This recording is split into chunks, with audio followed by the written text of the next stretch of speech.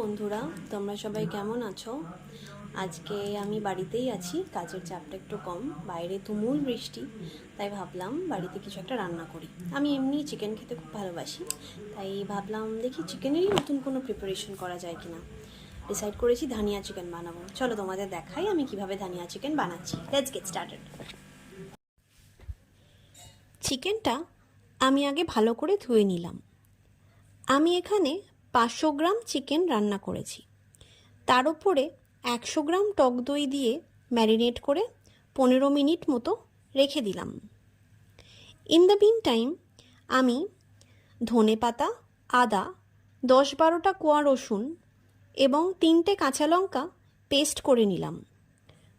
ওই ম্যারিনেট করা চিকেনটার সাথে মিশিয়ে আবার 10 মিনিটের জন্যে এইটাকে রেখে দিলাম। এরই মাঝে আমি পেঁয়াজটাকে মিহি করে কেটে নিয়েছি। পেঁয়াজটা যেহেতু ভাজা হবে তাই ছোট করে কাটাটাই বেটার। এরপর আমি কড়াই বসালাম এবং সেই কড়াইতে একটু বাটার এবং একটু সাদা তেল মিশিয়ে দিলাম। বাটার দেওয়াটা ম্যান্ডেটরি নয়, আমার নিজের পার্সোনালি বাটারের স্মেলটা খুব ভালো লাগে, তাই আমি বাটার দিই। তোমরা চাইলে বাটার দেওয়ার স্টেপটা স্কিপও করতে পারো।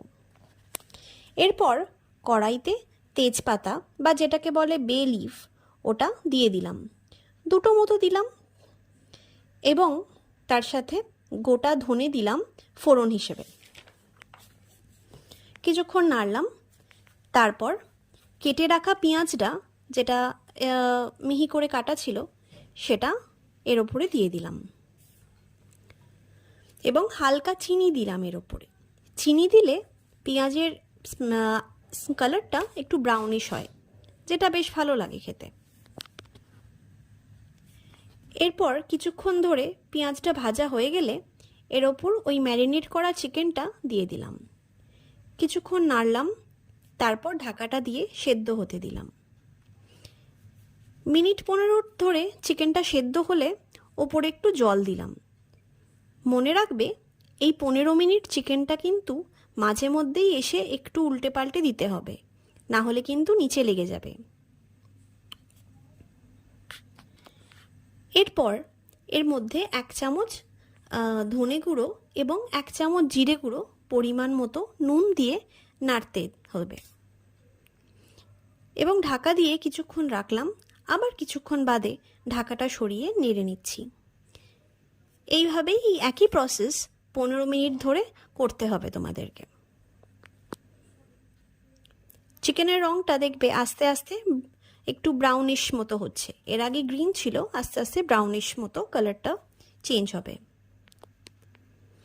15 মিনিট কাটলে দেখবে চিকেনটা নরম হয়েছে কিনা। যদি নরম হয়ে যায় তাহলে লাস্টে নামানোর আগে একটু হালকা চিনি এবং একটু বাটার দিয়ে দেবে। বাটারের স্মেলটা খুবই ভালো লাগে। তোমরা যদি চাও তোমরা ফ্রেশ ক্রিমও দিতে পারো, ফ্রেশ ক্রিম দিলেও টেস্টটা খুব ভালো হয়। দেখো, এটা আমার ফাইনাল চিকেনটা রেডি হয়ে গেছে, ফাইনাল লুক। আমি একটু ধনেপাতা দিয়ে গার্নিশও করে দিয়েছি। খেতে খুবই ভালো হয়েছে, আমি একটু টেস্ট করে দেখেছি, খুব ভালো টেস্ট হয়েছে। তোমরা চাইলে এই রেসিপিটা ট্রাই করতে পারো। আর যদি আমার ভিডিওটা তোমাদের ভালো লেগে থাকে তাহলে প্লিজ একটু লাইক কমেন্ট করো, জানিও কেমন হয়েছে। আর তাহলে আমি আবার আরও ভিডিওস বানাবো। চলো, বাই বাই, গুড নাইট।